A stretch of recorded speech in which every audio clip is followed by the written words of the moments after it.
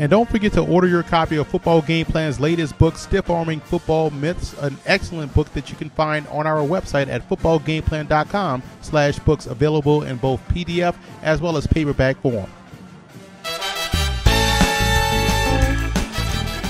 Welcome to footballgameplan.com, where football makes sense. I'm Emery Hunt, the czar of the playbook, bring you our NFL Week 2 preview between the Miami Dolphins and the Buffalo Bills. Now let's look at some coaching points in this ball game, starting with Miami.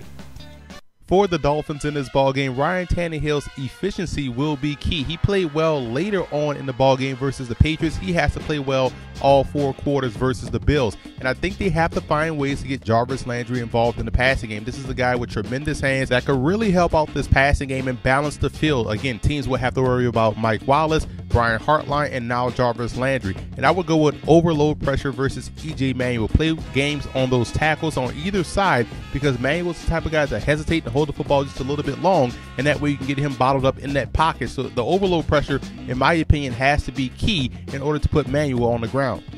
And for the Bills in this ballgame, linebacker Preston Brown, the rookie out of Louisville, will have to step up and play big-time ball. He did last week versus Chicago, and now with the possibility of Keith Rivers being out this game, Brown is going to have to step up even more versus Miami. And I look at the secondary versus the Dolphins passing game being a huge coaching point in this matchup, because the Bills secondary right now is banged up. We don't know if Stephon Gilmore is going to be out there. We don't know if Aaron Williams is going to be out there. And they have some big-time playmakers on the receiving side for Miami, so that secondary with those nickel and dime guys will have to now play first and second team type roles. That's going to be a huge thing to watch for in this ball game. And on offense, I would stay in the spread formation. It seems like the Buffalo Bills operate better out of the gun. Their running game seems to work better out of the shotgun. So does the passing game, and they have the ability to spread a defense out with 3 and 4 wide receiver sets. So I would stay in the spread if I'm the Bills this week versus Miami.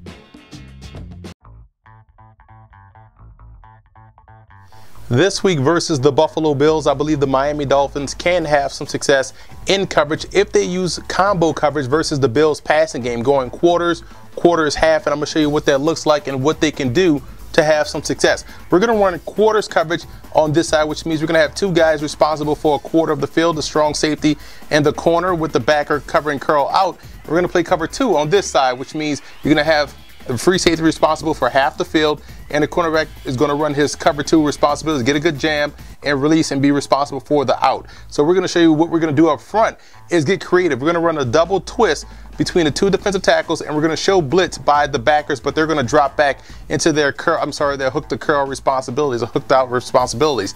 So what we're going to do up front, defensive end, his job is just to straight get contain rush. We got contain rush on the outside, keeping E.J. Manuel bottled up in the pocket. But again, what we're going to do, we're going to run your twin stunts. He's coming across the center's face, crossing the center face, double A gap pressure, trying to get these guys confused up front. And now we're going to walk those backers down as if they're blitzing the B gap, but at the snap of the ball, like I said before, dropping back in their hook responsibilities. Get a good bump here, funnel this guy inside, and you drop, and now you're responsible for the out.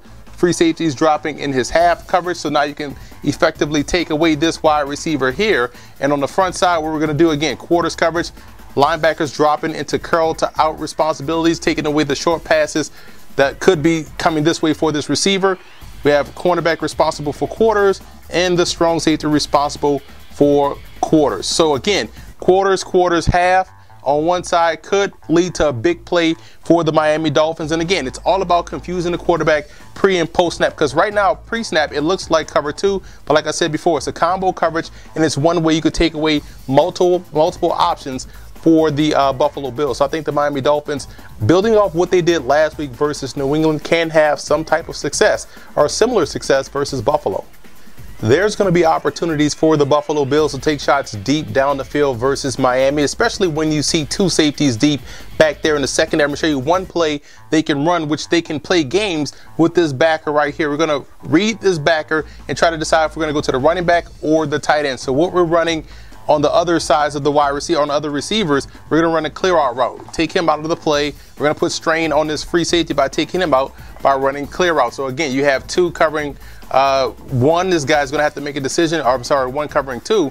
He's going to have to decide who he's going to get over. Either he's going to take this receiver or he's going to get over top to help out that cornerback. But essentially, we're not going to this side. All of the action will be over here. So what we're running on this side, we're going to try to get games going with this linebacker. So we're going to run a play to cross. We're going to run this route to cross face of the strong safety of post. Again, either this guy's going to wall underneath, try to take away that tight end and help the strong safety out, because again, on the opposite side of him, we're running a clear out because we want to get this back in space. So now we're running the back through the line of scrimmage on a speed out. So you see where we can have our picks and chooses with this route. Either this backer is going to take the speed out, or he's going to try to wall off underneath of this tight end that's running the post. Either way, you have your one-on-one opportunities that you want. You want to hit Chandler down the seam, or you want to hit CJ Spiller or Fred Jackson in the flat, knowing they can make one miss and get big yardage. So that's what they can do this week versus the Miami Dolphins, trying to put the linebacker, the outside linebacker, in the bind,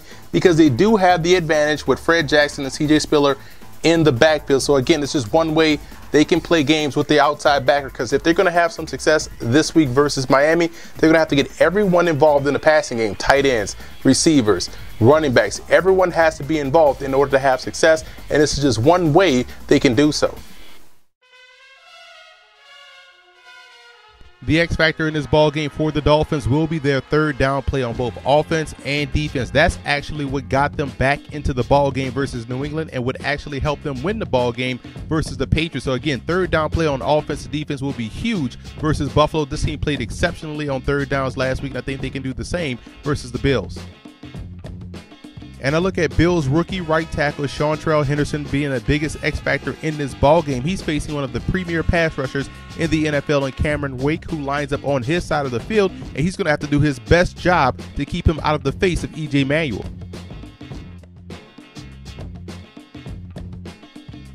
I like the Bills in this ball game. I like what I saw last week versus Chicago. Their offense was efficient. They were able to move the football up and down the field versus the Bears defense. And when I look at their offensive line matching up versus the Dolphins defensive front, I think that's an advantage for Buffalo, and it would allow E.J. Manuel more comfort in the pocket to work that passing game. I think that's going to be the biggest X factor. And right now, in my opinion, he is a better quarterback than Ryan Tannehill. He is actually seeing the field better than what Tannehill is seeing the field. And although the Dolphins receiving core poses a huge threat to the secondary of the Bills, I think what you'll see from that front seven from Buffalo will be the ability to cover and get pressure on Ryan Tannehill in that passing game. I think right now the Buffalo Bills are a much better football team than Miami, so I like the Bills to win this one at home versus the Dolphins. What's up, fantasy football fans? I'm Emery Hunt, the czar of the playbook. For all of your starts, sits, fantasy football notes, news, and tidbits, tune into our podcast, Football Game Plan Starting Lineup, every Wednesday at 8 p.m. Eastern Time on our Football Game Plan Radio Network, which is located at blogtalkradio.com/footballgameplan. And don't forget to check out Football Game Plan's NFL Wraparound live every Sunday at 9 a.m. Eastern Time at blogtalkradio.com/footballgameplan, where we give you all of our late-minute and last-minute notes, news, and tidbits and thoughts on each and every game on the NFL schedule. And I also want to give a huge shout out to Bill fan forums and Dolphin fan forums for always showing Football Game Plan support.